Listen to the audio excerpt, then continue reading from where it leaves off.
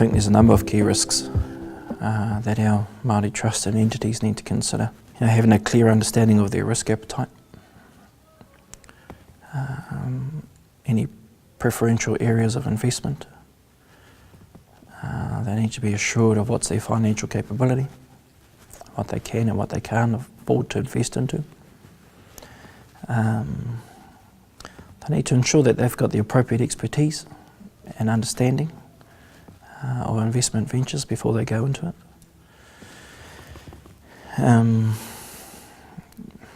Understanding of their partners, trusting their partners in a joint venture situation, so ensuring that there's that commonality of values and principles. And I've mentioned that a lot, but that's critical for Ngāti Awa, and I do say it's critical for all Māori landowning entities.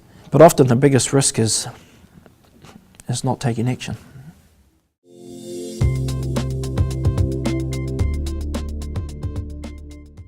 Well, I think the cost of a chairperson not effectively managing performance is ultimately there won't be that collectiveness amongst the board. There won't be that unity of thought. And that can often lead to poor decision making. I think that can lead to a lack of trust, and which may eventually undermine the performance of the board itself. So how did we get around that? I suppose we've got fantastic leaders. We've also got very, very good external advisors. People that are very loyal, that have got a long history with Ngāti Awa. Our lawyer in particular, Jim McDonald, he's been with us 20 plus years. Similarly with our farm advisor, Peter Livingston. People that we trust implicitly.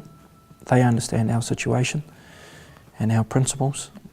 So it's looking at what's the collective way that we can mitigate risk and misunderstanding, so it doesn't necessarily all sit on the shoulders of the chairs. There has to be that collective responsibility for everyone involved to play their part. And again, if they don't agree, then they need to say so, outline the reasons why, and have the discussion.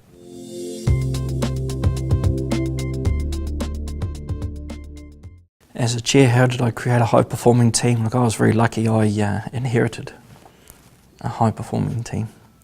So I'm the chair of Tiaki Trust. The ex-chairman, Waka Virko, still sits on the trust as trustee.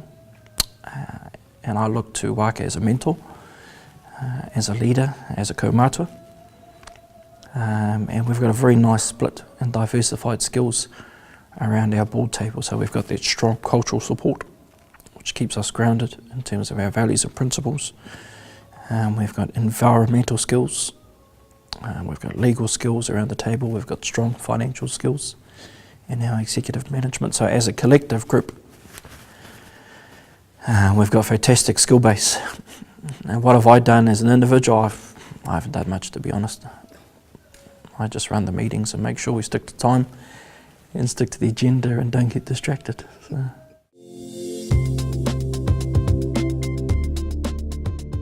If I'm not seeing the performance that I, and as a trustee, expect, I think the first point in answering that is to be clear on what measures we actually use for performance.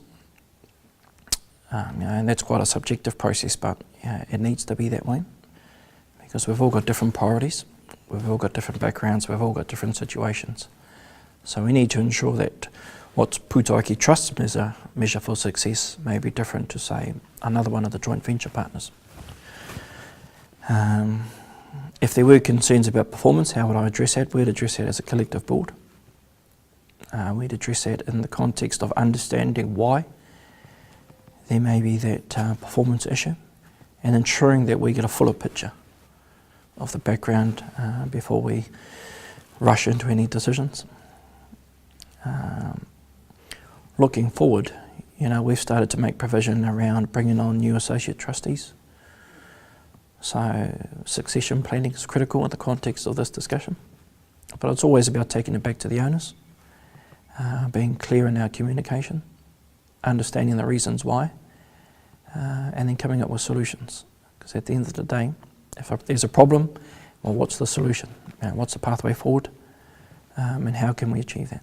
I mean, if you can't measure the performance, you can't manage it. So it's critical that we're all clear on what those measures are.